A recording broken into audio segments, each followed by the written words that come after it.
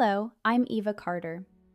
Ada's mother hoped that numbers would cure her daughter of her father's madness, but she had no idea that this very cocktail of logic and passion would change the world. Before we find out what secret revenge Annabella planned for her ex-husband, please like this video and subscribe to the channel. Here, we uncover history through the lens of human destiny. Our story begins in the 19th century, when two absolute opposite forces collided. On one side was Anne Isabella Milbank, whom Lord Byron himself nicknamed the Princess of Parallelograms, for her love of mathematics and exact sciences, rare for a woman of that time.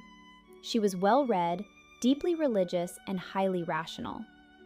On the other side stood George Gordon Byron himself, a true idol for Victorian women, with a level of fame comparable to modern rock stars. He was called mad, bad, and dangerous to know, but it was this explosive mix of charisma and talent that attracted the virtuous Annabella. She decided she would save the poet's lost soul from his destructive habits and lead him back to the path of righteousness. Their union, which today we might call a typical relationship between a straight-A student and a rock band frontman, lasted only 1 year, turning into a series of loud scandals. Byron was constantly jumping from one conflict to another, balancing on the edge of financial ruin and suffering from uncontrollable fits of rage that terrified his wife.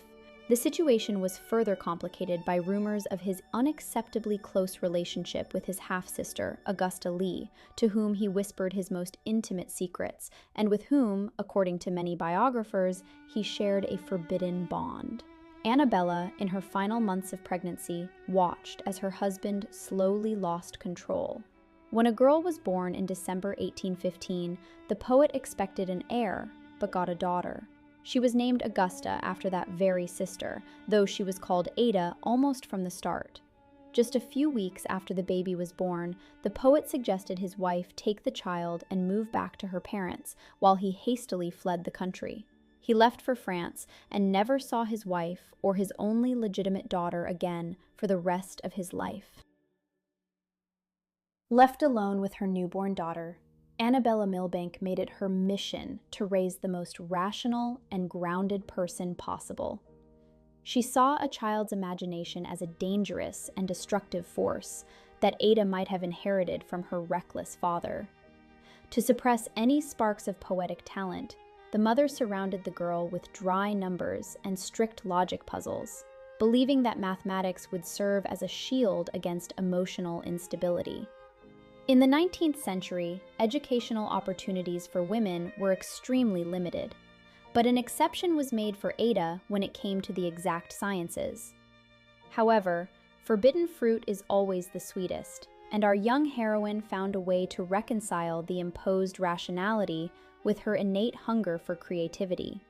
Instead of writing poems, she began to analyze the world around her from the perspective of an engineer and scientist, trying to find scientific explanations for the boldest fantasies of her time, fantasies that her circle considered unacceptable. At the age of 12, Ada created her first scientific guide called Flyology, the Art of Flying. She approached this task not as a young dreamer, but as a real scientist, carefully studying the anatomy of bird wings and analyzing how birds stay aloft. The girl investigated various natural materials that could be used to create artificial wings, hoping that humans could soar into the sky and see the world from a brand new, previously unreachable perspective. This desire for flight largely reflected her inner urge to break free from the shackles of social prejudice and the strict rules of her mother's upbringing. Ada dreamed of overcoming the boundaries set for women by the men of that era, proving that her mind was capable of great discoveries. But could strict mathematics truly silence the blood and the rebellious spirit she inherited from her father? Soon, young Ada would show her true character, attempting an escape that nearly destroyed her reputation before she was even officially presented to high society. At the age of 17, Ada found herself at the center of her first serious scandal. She fell madly in love with one of her tutors, named William Turner, and even tried to run away with him to build a life far from her mother's strict oversight. The lovers were discovered at the home of the young man's parents, and the girl was quickly brought back. Annabella went to great lengths to hush up the story and prevent a public scandal. At her debutante ball, Ada made a strong impression with her brilliant mind and education. However, her father's old friends, such as the politician John Hobhouse, were wary of her. Hobhouse noted in his memoirs that the girl's features bore a striking resemblance to Lord Byron, especially in the shape of her mouth, which gave him mixed feelings. For a long time, Ada reciprocated this coldness, trying to distance herself as much as possible from anyone connected to her family's turbulent and controversial past. 2 years after her debut, Ada married William King, the 8th Baron King, a wealthy and respectable man who fully met her mother's demanding standards. Within the first 4 years of marriage, the couple had 3 children: George, Ralph Gordon, and Anne Isabella, the sons' names clearly acknowledging the father's side of the family legacy. It was only 3 years after the wedding that William received the title of Earl of Lovelace, an honor made possible specifically through Ada's family connections and the revival of an ancient noble line. Thus, she officially became the Countess of Lovelace, a name that would later become a global symbol of the coming technological age. Despite her fragile health and the long months of forced rest she had to endure after childbirth, the Countess stubbornly returned to her advanced mathematical studies, seeing them as her true calling. As a titled lady and mother of 3, Ada could have easily settled into the life of a typical socialite, but fate brought her together with the man now known as the father of the computer, and this meeting turned her life into a true intellectual thriller. The dawn of the 19th century in Britain was marked by the height of the Industrial Revolution, a time when the familiar agrarian world was rapidly giving way to machine production. In this era of great engineering breakthroughs, as steam engines and power looms changed the face of civilization, mathematics became the foundation for all progress. However, scientists of that time faced a serious problem. The calculation of logarithmic tables, performed by hand, was full of human error. This was unacceptable for navigation and the defense industry. At this turning point, a brilliant mathematician named Charles Babbage entered the scene. He set an incredibly ambitious goal: to create a machine capable of performing complex calculations without human intervention. For 20-year-old Ada Lovelace, who was passionately devoted to the sciences, Babbage became an idol. His intellect and the scale of his ideas completely captured her imagination and defined the rest of her life. The creation of the analytical engine, which was essentially a prototype of the modern computer, required not only genius, but also massive financial investment. Babbage was an incurable perfectionist. He was constantly revising his blueprints and demanding impossible precision from his craftsmen, which meant that the construction of the massive machine, over 2.5 meters tall, dragged on for decades. The British Parliament, which had invested huge sums, eventually began to look at the inventor with suspicion, viewing his project as a bottomless pit for the budget. The situation was worsened by Babbage's difficult personality. He was disorganized in business, often clashed with officials, and ruthlessly criticized the government, which cost him his final support. In essence, the analytical engine was far ahead of the technical capabilities of its century, and remained only a collection of complex diagrams and levers. Babbage created the foundation, what we would call the hardware today, but he desperately needed someone to breathe a soul into that cold metal and write the world's first program. This is where Ada made her major breakthrough, in what we now call programming. In 1842, fate gave Ada a unique chance to showcase her analytical genius. An Italian mathematician, Luigi Menabrea, had prepared a detailed report on Babbage's lecture about the analytical engine, and Ada volunteered to translate the work from French into English. However, she didn't stop at just translating someone else's thoughts. Over 9 months, the Countess of Lovelace worked on extensive notes and additions that eventually tripled the length of the original text, turning 8,000 words into 20,000 words of deep scientific analysis. In these notes, she didn't just describe how the complex machine worked, she proposed a completely new way of understanding technology. She realized that the machine could manipulate not just numbers, but any objects that could be represented by logical symbols, whether musical notes or artistic images. It was a truly revolutionary vision, centuries ahead of its time. Her most significant contribution to science was her famous algorithm for calculating a sequence of Bernoulli numbers, which is now recognized as the world's first computer program. Ada meticulously worked through every table and diagram, creating a logical structure capable of being executed by a mechanical device. She was also the first to discuss the limits of what we now call artificial intelligence. In her notes, she pointed out that the analytical engine had no pretensions to originate anything. Its task was simply to follow orders given by a human. She described her method as poetical science, where strict mathematical logic joined with a limitless flight of fancy, allowing her to see beyond the horizon. She believed that imagination was the primary tool for a discoverer in the world of science. But while her enlightened mind soared in the clouds of a distant digital future, the reality of the 19th century began to drag her into a deep pit of debt and rapidly destroy her already frail physical health. The dark side of her father's nature, which Annabella had tried so desperately to suppress, eventually found a loophole and manifested as a destructive passion for gambling.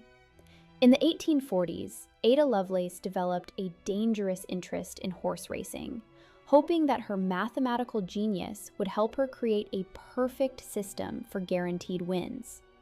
However, logic and cold calculation proved useless against probability and chance, leading the Countess to catastrophic consequences. She found herself in a massive debt hole, losing over £3,000 sterling, which, in today's money, is a multi-million-dollar fortune.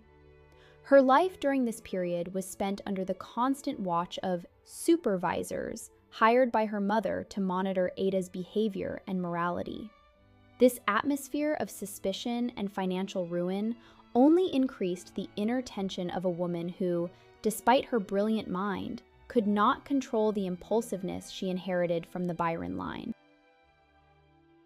In the early 1850s, her financial troubles were compounded by agonizing physical suffering that eventually became unbearable. Ada began to complain of severe pain that could not be relieved even by heavy drugs like morphine. Modern doctors, studying the records of her condition, conclude that her decline was caused by an advanced internal illness for which there was no effective treatment in the 19th century. In her final days, exhausted by the disease, Ada did something that permanently shattered the peace in her family. On the brink of eternity, she called for her husband and, after a long private conversation, revealed a terrible secret to him. It was said this confession concerned her past romantic interests, which was considered unforgivable in that prim and proper era. After this confession, William King left her room in a rage and refused to have anything more to do with his wife, leaving her alone with her pain. Ada left this world at the same age as her father, 36. Despite all her mother's efforts to turn her into a living embodiment of rationality and mathematical order, at the end of her journey, she made a choice that shocked those around her. She asked to be buried next to the man she never knew personally, but whose rebellious imagination and thirst for freedom always lived in her own soul, next to Lord George Gordon Byron. This decision was her final manifesto, the ultimate reconciliation of the two conflicting halves of her nature, her cold, analytical mind and her passionate, poetic heart. Perhaps it was this very unity of opposites that allowed her to see as far into the future as none of her contemporaries could, leaving behind a legacy that today lies at the heart of every electronic device on the planet. The work of Ada Lovelace and Charles Babbage was not in vain, even though their ambitious analytical engine project was never completed during their lifetimes due to technical difficulties and a lack of funds. Many decades, even a century later, computer science experts studied her notes and reached a startling conclusion. That complex algorithm for calculating Bernoulli numbers, written by a woman in the middle of the 19th century, was practically flawless in its logic. They found only one tiny typo, which was likely the fault of the printer when the article was published. This proves the incredible depth of her understanding of programming principles long before the word itself existed. In the late 1970s, the United States Department of Defense officially decided to name a new universal programming language, Ada, in high recognition of her outstanding contribution. She has forever entered world history as the world's first programmer and the enchantress of numbers, whose vision of the digital future predated technology by 150 years. The legacy of the Countess of Lovelace serves as a perfect example that dry logic, without a drop of imagination, is often powerless when it comes to great discoveries. She managed to find a unique balance between the mathematical precision her mother forced upon her and the rebellious, creative energy she inherited from her father. It was this rare combination that allowed her to see in cold gears and levers not just a complex calculator, but a universal tool for creation, capable of one day creating music and works of art. Ada Lovelace's story is an important reminder to us all. Never be afraid to mix the seemingly unmixable, because it is at the intersection of different worlds that great truths are born. Your passion and your mind together can create something truly eternal and meaningful for future generations. If you enjoyed this gripping story, be sure to check out 2 of my other videos appearing on the screen now. They will complete your picture of the great and controversial figures of the past. I'm Eva Carter. See you in the next investigation.